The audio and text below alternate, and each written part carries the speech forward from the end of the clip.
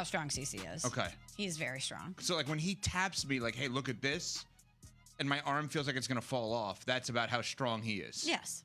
And yet the late, great Larry Allen, you would look across from him and say, that guy is so much stronger than I am, I don't know what to do against him. Yes. That is remarkable.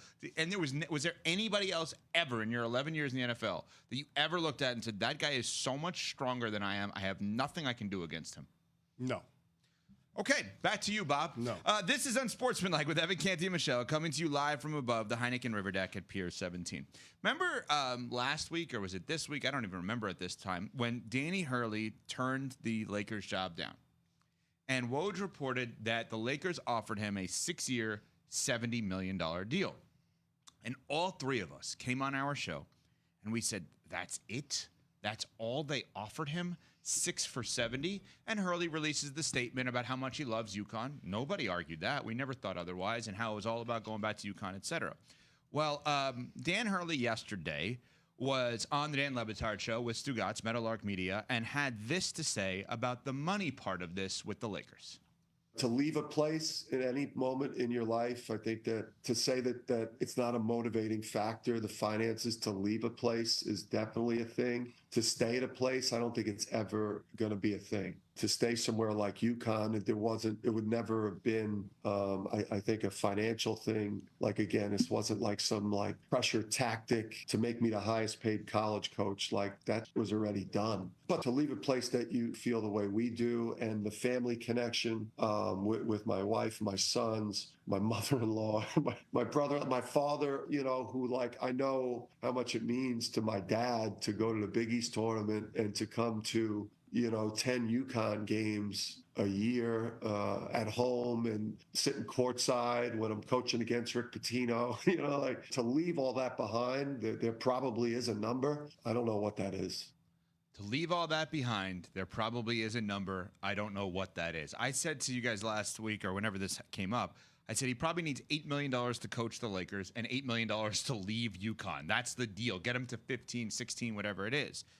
This is what we speculated. You as a Lakers fan, how does this hit you knowing that your team could have had him but didn't pay enough to get him? It makes me feel like my team doesn't have a clue. But when hearing Dan Hurley say what he just said, it makes me feel like our original take on the situation was dead on accurate. It was going to take a 9-figure contract from the Los Angeles Lakers in order to get Dan Hurley to leave a plush job at UConn where he just won back-to-back national championships. Number one, you got to have the security when you're coaching LeBron and Anthony Davis because they're going to be championship expectations, and quite frankly, this is not a championship roster.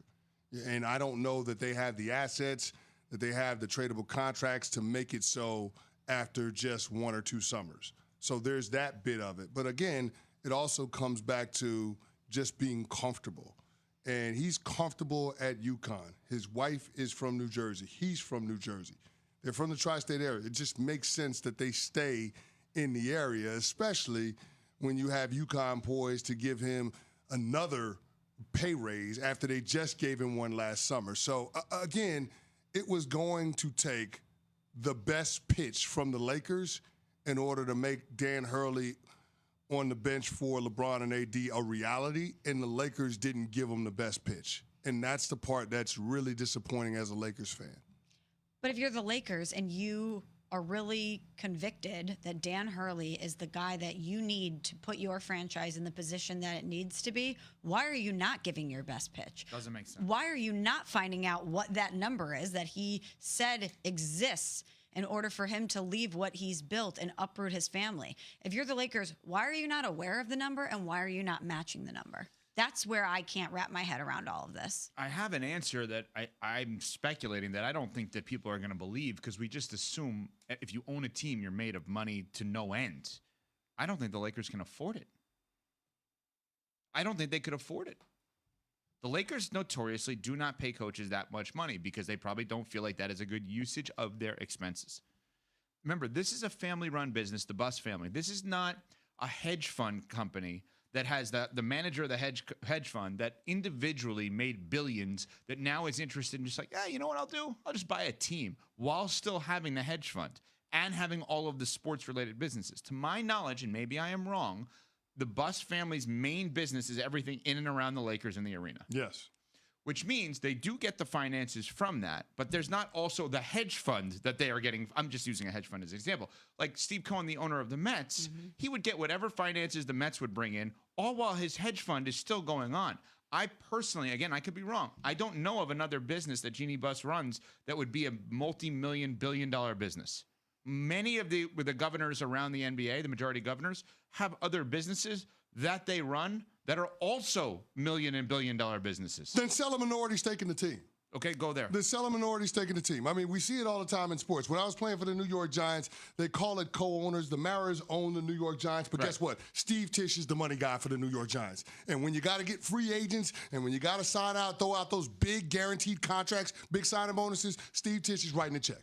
So, I mean, we see this all the time in sports. Like sports business, because the numbers, because the salaries are starting to become so big when it comes to players and coaches, these families that own these teams are starting to take on partners to help spread the cost of what it takes in order to bring in the best and the brightest, whether it's players on the court of the field or whether it's the mind, the personnel in the front office and on the coaching staff. So I don't understand why you would let cash flow be an impediment to hiring Dan Hurley if you're the Lakers, and knowing that in a couple of years you're going to be the new face of the franchise and you have the potential for that to be one of the best basketball minds that's out there right now in Dan Hurley. That's the part that doesn't make any sense to me. And it's just to take it a step further, with all of these sports leagues entertaining private equity, getting involved and taking minority stakes in these teams, there are going to be new revenue streams that are coming online for all of these franchises and for the leagues as a whole. Why would you not kick in an extra $30 million for the Dan Hurley contract? That makes no sense to me.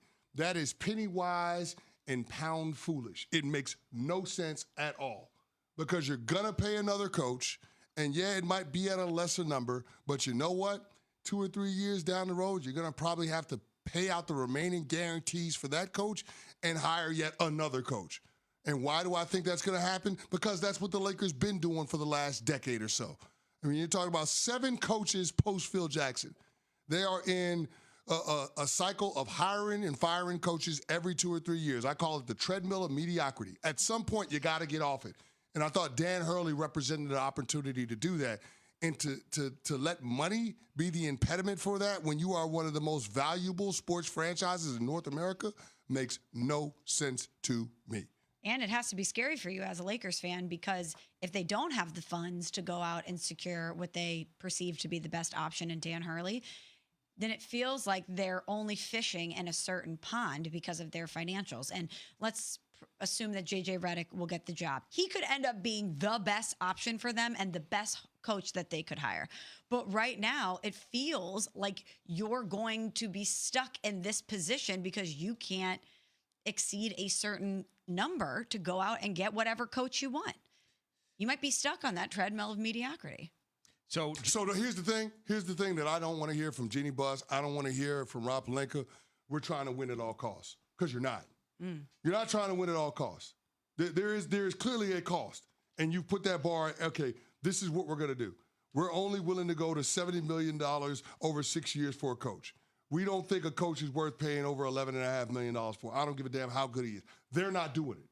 That's the part where I have a problem. When you are a franchise like the Lakers and they are in the position that they're in, trying to take advantage of the twilight of LeBron James' career while also having an eye toward the future.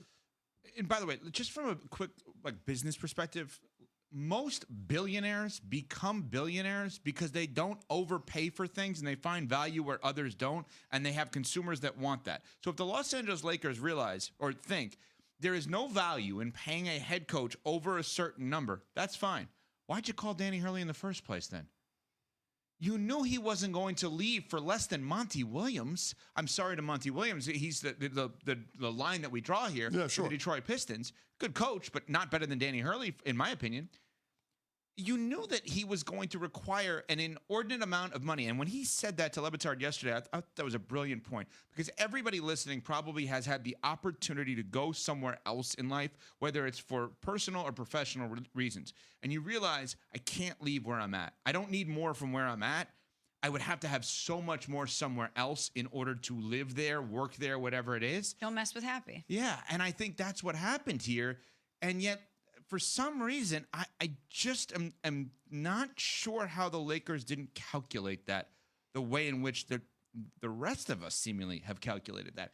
Now, Redick is interviewing this weekend per Woj, and Jay Williams, our buddy, ESPN basketball analyst, was on with Greeny yesterday and had this to say about about JJ Redick to the Lakers.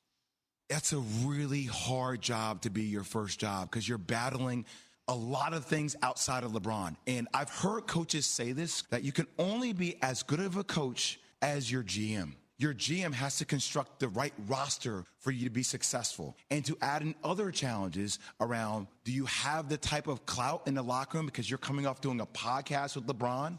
Are these your thoughts, or are these the thoughts of LeBron? What happens in the first moment coming to a huddle and I'm playing, LeBron says, no, we're not going to do that. And LeBron draws a play. He does that all the time. Like, how does that affect the way other players look at you as a head coach? That's what I worry about.